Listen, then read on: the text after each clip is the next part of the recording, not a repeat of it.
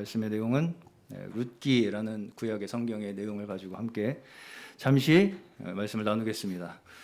오늘은 그래서 가정의 달을 맞이해서 특별한 한 가정에 대한 이야기를 소개해 드릴까 합니다. 자, 옛날에 남편과 아내 그리고 두 아들로 이루어진 가족이 있었습니다. 그런데 원래 살고 있던 나라가 경제가 어려워졌어요. 그래서 그 가족이 잘 사는 옆 나라로 이주를 했습니다. 근데 그만 거기서 먼저 남편이 세상을 떠납니다. 그래서 이제 남은 두 아들과 그 아내, 부인이 함께 살고 있었는데 그 두 아들이 그 외국에서 만난 옆 나라로 이주를 한 그 나라에서 만난 여성들과 결혼을 하게 됩니다. 그런데 결혼을 하고 나서 또 그만 그 두 아들까지 모두 세상을 떠나버립니다. 결국 누구만 남았어요? 부인과 두 며느리만 남았죠. 그 부인과 두 며느리만 남았습니다. 그래서 이제 그렇게 남게 되었는데 어느 날 그 부인, 그 아내가 원래 살던 고향이 경제가 살아났다는 소식이 들리는 거예요. 경제가 살아났대요. 그래서 살기 좋아졌다는 소식을 듣게 됩니다. 그래서 이 부인은 다시 고향으로 돌아가기로 결심을 합니다.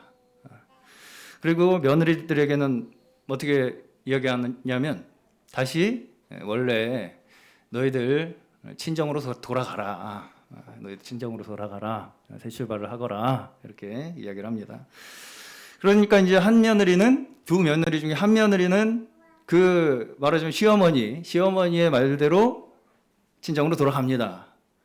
그런데 나머지 한 며느리는 끝까지 그 시어머니를 쫓아서 그 시어머니의 고향으로 따라갑니다. 자, 모두 아시다시피 이것이 룻기 1장의 대략적인 내용입니다. 룻기라는 성경의 대략적인 내용. 알겠어요? 네. 내용은 어렵지 않죠? 네. 어렵지 않죠? 이해 안 가는 거 있어요? 없죠? 네. 자, 흔히 이 이야기는 우리가 룻이라는 이 며느리의 효심이라는 주제로 많이 인용을 합니다. 다소 며느리 되시는 분들에게는 부담스러운 내용일 수도 있을 것 같습니다. 자, 물론 룻이 시어머니를 공경해서 따른 것도 한 가지 이유일 것입니다. 시어머니 이름이 뭐예요? 나오미. 그러나 룻이 시어머니와 함께 하겠다는 말이 나와요. 여기 어떻게 내가 함께 하겠습니다라고 하는 그 말을 들어보시면 그것이 단순히 시어머니를 부모로서 모시기 위해서 따랐던 것만은 아닌 것 같이 들립니다. 자, 룻기 1장 16절에서 17절. 룻기 1장 16절에서 17절. 읽어 주실 수 있나요? 네. 성경을 가지고 계신가요, 다? 우리 주일학교 학생들? 네, 시작. 그러자 룻이 대답하였다. 나더러 어머님 곁에 떠나라거나 어머님을 뒤따르지 말고 돌아가라고는 강요하지 마십시오. 어머님이 가시는 곳에 나도 가고 어머님이 머무시는 곳에 나도 머무르겠습니다. 어머님의 결례가 내 결례이고 어머님의 하나님이 내 하나님입니다. 어머님이 숨을 거두시는 곳에서 나도 죽고 그곳에 나도 묻히겠습니다. 죽음이 어머님과 나를 떼어놓기 전에 내가 어머님을 떠난다면 주님께서 나에게 벌을 내리시고 또 더 내리신다 하여도 달게 받겠습니다. 아멘. 자, 여기 보시면 이제 시어머니 이름이 뭐라고요? 나오미. 이 나오미의 관점에서 한번 생각을 해보겠습니다. 아까 1절부터 6절 본문 잘 기억을 해보시고 왜 모압으로 갔습니까? 왜 모압으로 갔다고요? 나라가 망해서 어려워져서 1절을 보시면 베들레헴에 흉년이 들었기 때문이다 이렇게 나옵니다. 1절 룻기 1장 1절을 보시면 베들레헴에 흉년이 들었기 때문에 그렇죠? 네. 베들레헴 그 땅에 기근이 든 일이 있었다. 네. 그리고 룻기가 어떤 시대의 배경이에요? 사사시대. 네. 1장 1절에 제일 처음부터 나오는 게 사사시대에 그 땅에 기근이 든 일이 있었다. 자, 사사기가 바로 룻기 앞에 있는 성경이죠. 사사기의 기간을 대체적으로 400년 정도를 봅니다. 400년 정도의 기간이 사사기의 시대였다. 그런데 이제 마태복음 1장의 족보를 보시면 룻기의 후반부에 나오는 중요한 인물이 있어요. 누군지 아시나요? 보아스. 보아스라는 인물이 나오는데 보아스의 어머니가 누군지 아시나요? 보아스의 어머니 라합. 네, 라합입니다. 라합이 누군가요? 라합 가나안 정복 전쟁, 여호수아의 가나안 정복 전쟁 초기에 여리고 성을 정탐하려고 온 정탐꾼들을 숨겨준 사람이죠. 네. 여호수아 그 여리고성 정탐꾼들을 숨겨줘서 이스라엘이 승리하는데 혁혁한 공을 세운 인물이 라합입니다. 그렇죠? 그리고 이제 룻기에서는 보아스가 뒤에 보시면 조금 나이가 들었다고 나옵니다. 약간 노총각으로 나와요. 그래서 그러면 이제 그걸 전체적으로 우리가 봤을 때 룻기는 이스라엘 백성이 가나안에 들어가고 나서 약 5, 60년 사이에 일어난 일일 것이다라고 짐작할 수가 있겠죠. 예. 그렇죠? 여호수아 정복 전쟁이 시작되고 나서 라합이 낳은 아들이 보아스이기 때문에 그렇죠.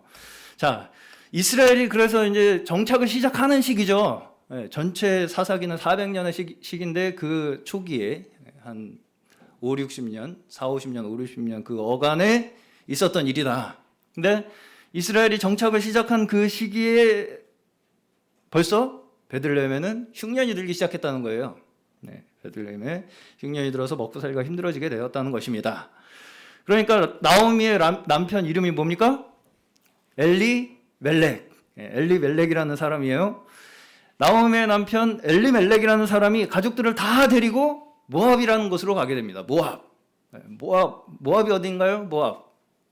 모압이 이스라엘 바로 옆에 있어요. 붙어 있어요. 네, 강 건너서.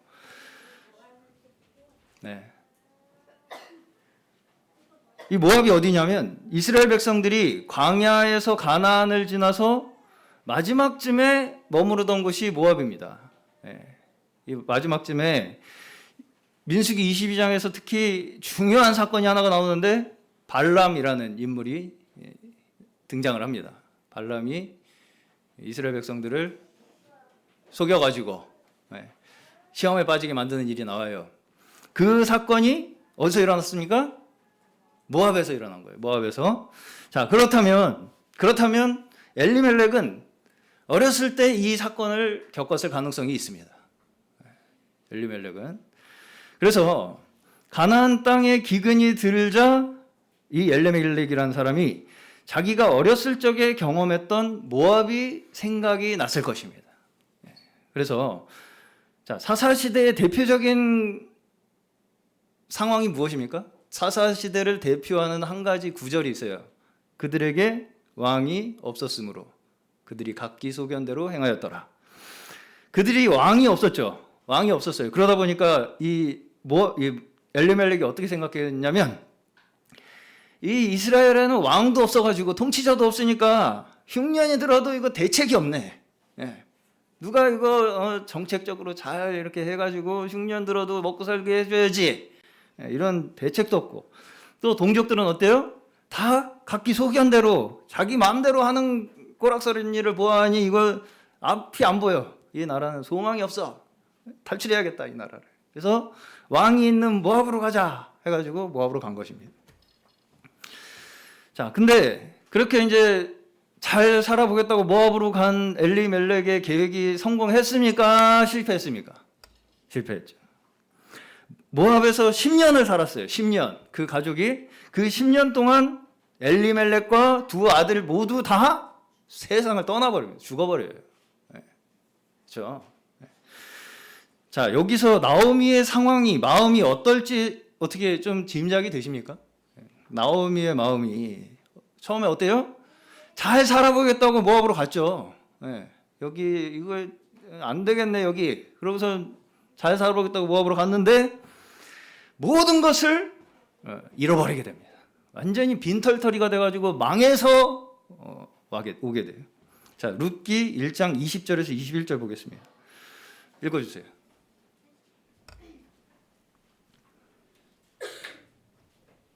20절에서 제가 읽을게요.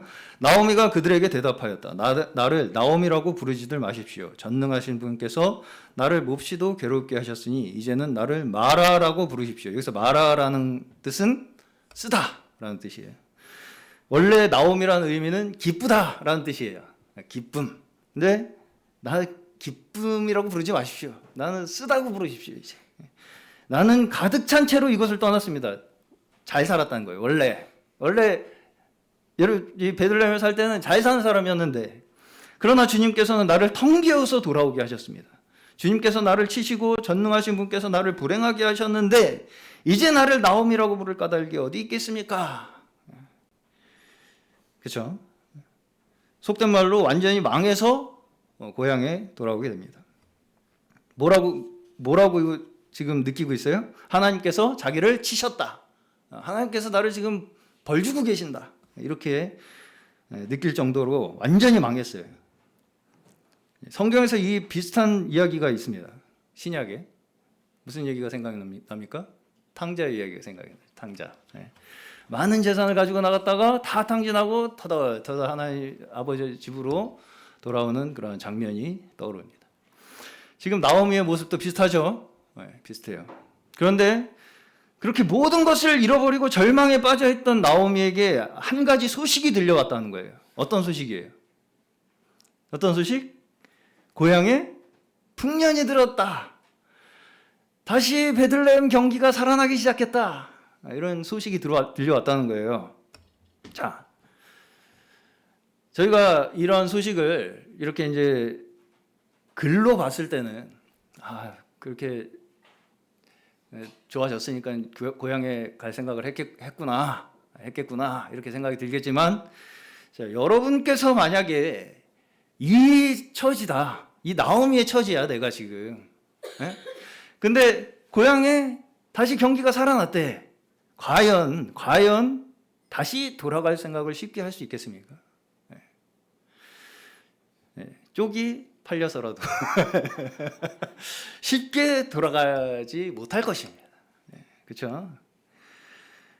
여기서 한 가지 중요한 문제가 있습니다. 한 가지 중요한 문제가 1장 6절 보겠습니다. 모압 지방에서 사는 동안에 나오미는 오늘 본문이에요.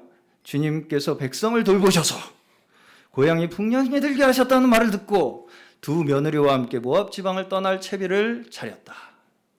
아멘. 네. 자, 여기서 이 나오미가 들은 소문의 내용이 정확하게 뭐였을 거라고 생각하십니까? 나오미가 들은 소문의 내용이 뭐였을 것 같아요? 모압 사람들이 모압에서 그런 소문이 돌았을 거 아니에요. 그렇죠? 그렇죠? 그럼 모압에서 하나님께서 그들을 돌보셔가지고 풍년이 들었대라는 소문이 났겠어요? 아니면 베들레헴 경기가 살아나기 시작했습니다라는 소문이 났겠어요? 네? 후자. 네. 이 소문은 고향에 풍년이 들었다는 소문이었을 것입니다. 그렇죠? 네. 이 베들레헴에 풍년이 들었대. 다시 걔네들 먹살기 좋아졌대. 우리 같으면 뉴스에서 한국 경제가 다시 살아났습니다.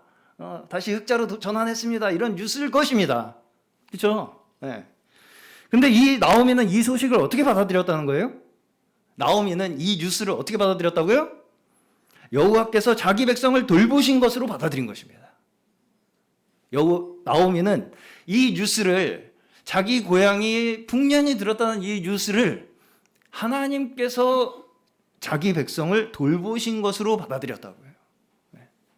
자, 여기서 우리가 첫 번째로 기억해야 할 아주 중요한 핵심적인 메시지가 있습니다. 뭘까요? 여호와의 돌보심. 여호와의 돌보심. 자, 우리는 살면서 수많은 소문들, 수많은 소식들을 접하고 살죠.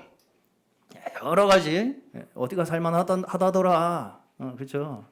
어디 나라가 살기 좋다더라. 누가 잘 됐다더라. 또 어디는 살기가 어렵다더라. 누구는 망했다더라. 이런 소문과 소식들을 접하며 삽니다. 자, 그러면 이러한 소식들을 접하는 여러분들께서는 이런 소식들을 어떤 의미로 받아들이십니까? 우리는 이런 소식들을 들을 때에 그저 지금 내가 사는데, 그죠? 지금 내가 사는데 어떻게 하면 내가 더 나에게 이득이 될까? 어떻게 하면 나에게 더 유리할까를 계산하기 위한 정보로 받아들이기가 쉽습니다. 그렇죠? 네. 어디가 잘 사는 데더라, 어디가 못 사는 데더라, 누가 잘 됐다더라, 못 됐다더라 하는 이 모든 정보를 그냥 나 지금 사는데 유리한데 필요한 정보로 받아들인다고요. 대체적으로. 네. 그렇게 합리적인 계산을 한 사람이 누구예요? 그렇게 합리적인 계산을 해서 이사를 간 사람이 누구예요? 엘리멜렉. 그렇죠?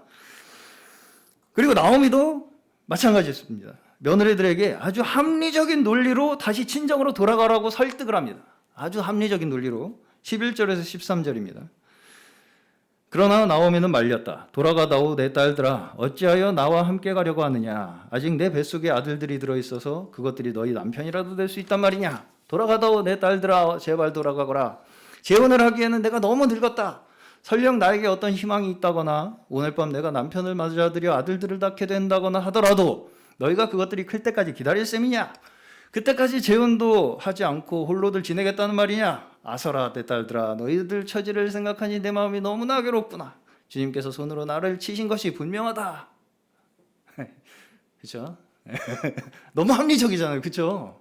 당연히 그래야 되는 거잖아요. 이거 지금. 안 그렇습니까? 얼마나 이 시어머니가 며느리들을 생각하는 마음이 애틋합니까? 이거. 그렇죠? 한마디로 지금 나오미는, 이 시어머니는 이 며느리들에게 너희와 나를 가족으로 묶어줄 구실이 이제 사라졌다는 얘기예요. 네, 그렇죠? 너희가 내 아들들하고 결혼을 했으니까 우리가 가족이었는데 다시 우리가 가족이 되려면 내가 애를 다시 낳아가지고 니들이 내가 다시 낳은 아들하고 결혼을 해야 되는데 그게 되겠냐 지금. 그래서 나랑 같이 있어봐야 하등에 도움이 될 것이 없으니 친정으로 돌아가서 새 출발을 해라. 너무 합리적인 말이잖아요. 그렇죠? 틀린 말 있습니까? 틀린 말 있어요 여기? 처음에는 근데 이 말을 듣고도 둘 다 안 갑니다. 둘 다 안 가요. 둘 다 안 가겠다고 버티다가 결국 오르바라는 한 며느리는 시어머니의 이 합리적인 논리에 설득이 됩니다. 그래가지고 결국 친정으로 돌아가요. 그런데 룻은 끝까지 안 가겠다고 버팁니다. 끝까지 안 가겠다고 버텨요. 이렇게 합리적인 말을 듣고도. 자, 그러면 우리가 이제 여기서 궁금한 게 무엇입니까? 이 모든 합리적인 논리적 설득에도 불구하고 왜 룻은 이렇게 앞길이 보이지 않는 것 같은 선택을 했을까? 입니다. 우리가 궁금한 것은 오히려 오르바라는 인물이 왜 떠났는가는 너무 이해가 가요.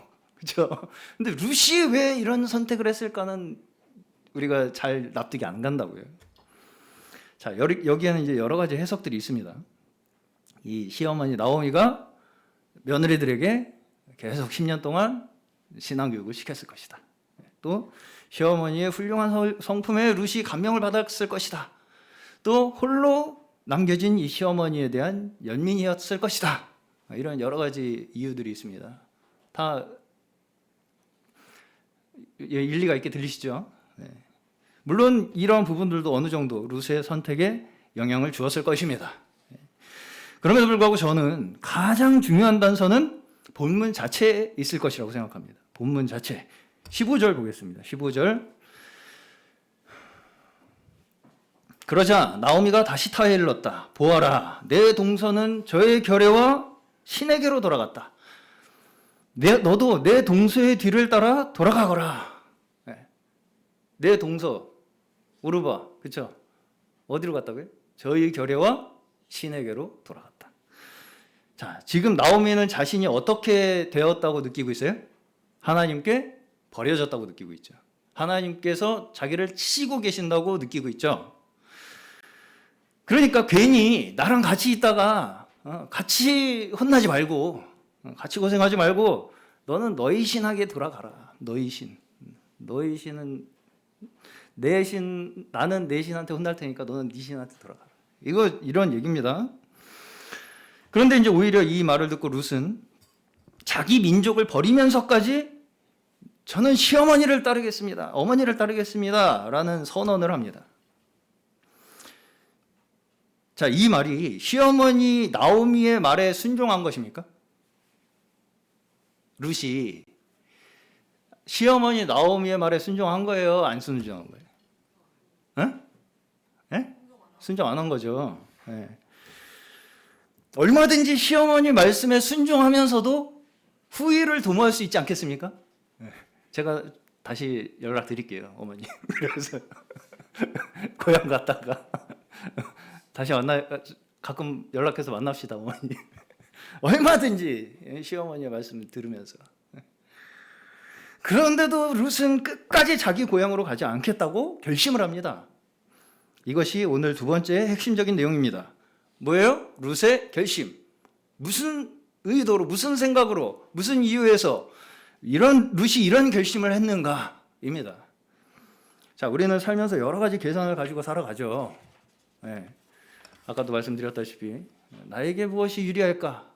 어떻게 하는 것이 나에게 이득이 될까? 라는 여러 가지 계산과 계획들을 가지고 나름대로 논리와 원칙을 가지고 계산을 쫙 해가지고 이해타산에 따라서 움직입니다. 그렇죠? 그렇죠? 그게 누구예요? 엘리멜렉이죠. 물론 세상을 사는데 그런 지혜도 필요합니다. 제가 그런 지혜가 필요 없다는 말씀은 아닙니다. 그럼에도 불구하고 어떻다는 거예요? 우리의 인생이 내 계산과 계획대로 된다는 얘기입니까? 안 된다는 얘기입니까? 안 된다는 얘기죠. 자, 여러분, 제가 한 가지 여쭤보겠습니다. 지금 현재 모든 것이 계획대로 잘 되고 계십니까? 내가 이제까지 계획한 대로 잘 되고 있어, 지금. 계산 속에서, 내가 지금 하고 있는 계산 속에서 지금 현재 가지고 계시는 걱정과 문제들도 다 포함이 되어 있습니까? 지금 걱정과 문제가 있잖아요, 나한테. 그게 내가 한 계획 속에 포함이 돼 있어요? 포함 안 돼 있어요? 이런 걱정도 해야지 내가 그런 계획까지 다 하면서 지금 걱정하고 계십니까? 만약에 지금도 우리가 여전히 계산기를 두드려야 된다면 그게 내 계획이 이루어졌다는 얘기입니까? 안 이루어졌다는 얘기입니까? 안 이루어졌다는 얘기죠. 아직도 우리는 계산기를 여전히 두드리고 있다면 아직도 나는 내 계획이 이루어지지 않은 채로 살고 있다는 거예요. 그리고 우리 모두가 다 어떻다고요? 사실은 그렇다고요. 그 누구도 여기서 예외가 될 수 없습니다. 다시 말해서 내가 세운 계획이, 내가 한 계산이 이루어질지 실패할지 모르는 것이 우리의 삶이라는 것입니다. 그러면 그렇게 불확실한 우리의 인생 속에서 가장 가치 있는, 가장 의미 있는 선택이 무엇이겠습니까? 가장 의미 있는 선택. 우리가 선택을 할 때 뭘 기준으로 삼아야 가장 가치 있는 선택이 될 것인가? 이걸 우리가 오늘 생각해 보아야 할 것입니다. 자, 결국 이 룻이라는 인물은 다윗 아시죠? 다윗의 증조 할머니예요. 다윗의 증조 할머니 룻. 예수님의 조상으로 족보에 기록이 됩니다. 이 룻이, 모압 여자 룻이. 다시 말해서 성경에서는 룻의 결심을 뭐라고 평가하는 거예요? 믿음이라고 평가하고 있죠. 이 룻이 한 결심을 성경에서는 믿음이라고 평가하고 있어요. 자, 그러면 우리가 여기서 룻이 시어머니를 볼 때 시어머니의 민족, 아까 읽었죠? 시어머니의, 어머니의 민족이 내 민족이 될 것이고 어머니의 하나님이 내 하나님이 될 것이라고 하는 그 시어머니의 민족과 시어머니의 하나님이 어떻게 보였길래 룻은 그런 선택을 했을 것인가? 자, 6절 다시 보겠습니다. 6절에 뭐가 중요한 말이라고요? 여호와께서 자기 백성을 돌보시사. 여호와께서 자기 백성을 돌보시사. 자, 우리는 우리만의 계산법과 이해관계와 합리적인 논리 가지고 살아간다고 했죠. 네. 이게 사실은 결국은 뭐라는 얘기예요? 사람들이 섬기며 살아가는 신이란 얘기예요.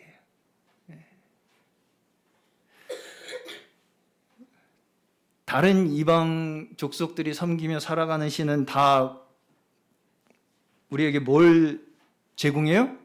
우리의 계산대로, 우리의 이해관계대로, 우리의 합리성대로 우리에게 뭔가를 줄 수 있을 거라는 믿음을 줘요. 네. 다른 신들은 계산대로 내가 준 만큼 나한테 보상을 하는 그 합리적 보상 체계로 돌아갑니다. 모든 신이 다 그래요. 네. 내가 계획한 것을 이루어내기 위해 필요한 것이 신입니다. 보통 일반적으로. 그러나 이 세상의 그 어떤 신도 자기 백성을 돌보는 신은 없습니다. 무슨 말씀인지 가시나요? 그렇게 합리적으로 내가 한 만큼 보상을 하겠다라는 체계로 돌아가는 신 중에 자기 백성을 돌보는 신은 없다고요. 그러다 보니까 룻에게는 나오미와 하나님과의 관계에서 다른 신들과의 관계와는 다른 것을 본 거예요. 네. 다른 신은 인간이 계획한 것을 들어달라고 열심히 갖다 바쳐야 됩니다. 하구한 날 사람을 갖다 바쳤어요. 여기 이때 당시에는 네. 사람을 갖다가 제물로 삼아가지고 갖다 바치면 그제서야 뭘 해줄 것 같이 생각을 한 거죠. 네. 실제로는 그렇지 않죠. 어쨌든 사람은 자기가 한 만큼 뭔가 보상을 얻어낼 수 있을 거라고 하는 그 합리성과 계산 속에서, 그죠? 네, 갖다 바치는 거죠. 사람도 갖다 바치고. 네. 한마디로 내가 드린 만큼의 대가를 얻어내겠다라는 원리가 일반적인 신을 숭배하는 원리입니다. 자, 그러나 시어머니 하나님은 어떤 하나님이라고요? 돌보시는 하나님. 돌보시는 하나님, 백성을 돌아보시는 하나님. 심지어 자신이 지금 징계 가운데 있고 버려진 것 같은데도 이 나오미는 지금 하나님을 어떻게 하고 있어요? 나를 돌보시는 하나님이라고 믿고 있어요. 그렇죠? 나를 징계하고 내가 지금 이렇게 벌받고 있는 것 같은 상황 속에서도 그 하나님과의 관계가 이어지는 그 나오미의 믿음에서 룻이 이제까지 경험했던 자기의 삶의 지혜나 자기가 이제까지 생각하고 있었던 합리적 논리와는 전혀 다른 인격적으로 맺어진 관계라는 것을 느끼기 시작한 것입니다. 룻은 나오미를 통해서. 그래서 어떻게 생각하겠습니까? 이런 신이라면, 이런 하나님이라면 내가 지금 어렵고 조금 힘들더라도 내가 거기에 함께하는 것이 그 어떤 다른 신보다도 나에게 믿음을 주겠구나. 신뢰를 주겠구나. 평안을 주겠구나. 가장 안심할 수 있겠구나. 라는 믿음이 생긴 것입니다. 여러분, 우리는 무엇으로 함께 묶여 있습니까? 우리가 무엇으로 함께 가족이 되었다고 생각하십니까? 세상에는 더 좋은 조건과 더 좋은 환경에서 얼마든지 새로 시작할 수 있는 여러 가지 가능성들이 있습니다. 세상에는. 그렇죠? 네. 세상에는 어디든지 더 좋은 조건과 더 좋은 환경에서 얼마든지 새로 시작할 수 있는 가능성들이 있어요. 네, 제가 이것이 단순히 외적으로 뭐 어디를 딴 데로 이사를 간다던가 직장을 옮긴다던가 심지어 교회를 옮긴다던가 하는 그런 외적인 것을 이야기하는 것이 아닙니다. 그런 이야기를 하는 것이 아니에요. 엘리멜렉이 모압으로 이사를 간 것도 결국 결과적으로 어때요? 하나님의 섭리 가운데 있는 거죠. 엘리멜렉이 모압으로 이사를 갔기 때문에 거기서 룻이라는 사람을 만나게 되었고, 그래서 룻이 하나님을 만나게 되었고, 하나님의 백성이 되었고, 예수 그리스도의 조상이 되었어요. 자, 우리는 여기서 그러면 된다, 안 된다, 그러면 거기 가면 된다, 안 된다의 옳고 기름을 따지고자 하는 것이 아닙니다. 엘리멜렉처럼 떠나면 안 된다라는 것도 아니고, 그렇다고 오르바처럼 그렇게 떠나면 안 된다라는 그렇게 정죄하자는 것도 아닙니다. 우리는. 왜냐하면 우리 모두가 다 그들과 같은 원리 속에서 살아가기 때문이에요. 그러나 그 속에서 여전히 우리는 내 지혜로 살아보려고 발버둥 치는 그 순간 속에서, 그렇죠? 우리는 항상 내 지혜로, 내 방법대로 살아보려고 발버둥 치는 그 순간 속에서도 항상 우리는 뭘 느껴요? 아, 내 뜻대로 되지 않는구나. 내 생각대로 흘러가지 않는구나라고 하는 그 어렵고 힘든 그 순간에 오히려 무엇을 우리는 바라보는 자들이 하나님의 백성들이에요? 돌보시는 하나님. 그런 순간에도 나를 하나님께서 돌보시고 계시는구나를 바라보는 자들이 하나님의 백성들인 줄로 믿습니다. 그리고 그러한 믿음의 증인들, 그렇게 돌보시는 하나님을 바라보며 살아가는 믿음의 증인들을 통해서 또 다른 영혼들이 당신이 믿는 그 하나님이 내 하나님이 되었으면 좋겠습니다 라고 하는 그 믿음의 고백이 계속해서 우리를 그 믿음 안에 있도록 하는 것입니다. 우리가 한 가족이 되는 가장 근본적인 원인은 뭐예요? 우리가 어떻게 한 가족이 될 수 있었다고요? 하나님께서 돌보시니까. 하나님의 돌보심 아래 있기 때문에, 하나님이 우리의 아버지이시기 때문에 우리가 한 가족이 된 거예요. 주 안에. 믿으십니까? 그래서 우리를 형제의 자매라고 부르는 것입니다. 나오미가 들은 소문은 고향에 풍년이 들었다라는 거였어요. 그러나 그녀는 그것이 단순한 풍년이라고만 받아들인 것이 아니라 하나님의 돌보심으로 받아들였습니다. 그리고 룻기는 우리 믿음의 공동체가 어떻게 이루어지는가를 이야기합니다. 먼저 하나님의 돌보심이 누구를 통해서 증거됩니까? 나오미를 통해서 증거되죠. 하나님의 돌보심을 알아보는 나오미. 그러면 그것을 본 룻은 나오미를 돌봅니다. 그리고 그 룻의 마음을 본 보아스는 룻을 돌봅니다. 이것이 룻기에서 이야기하는 우리의 믿음의 공동체들이 서로 하나님의 돌보심 아래서 서로를 돌보게 되는 원리를 말씀하시는 거예요. 이것이 우리를 한 가족으로 묶고 있다라는 것을 말씀하시는 것입니다. 자기 백성을 버리지 아니하시고 돌보시는 하나님이심을 믿으시기 바랍니다. 이것이 나오미가 들은 복음이에요. 나오미가 들은 복음. 우리를 버리지 아니하시고 돌보시는 하나님. 우리에게 일어나는 모든 삶 속에서의 일들이 하나님의 돌보심이라는 믿음을 가진 자들이 우리 하나님의 백성들인 줄로 믿습니다. 오늘 저희 모두에게 이러한 믿음의 고백이 있으시기를 주의 이름으로 간절히 축원합니다.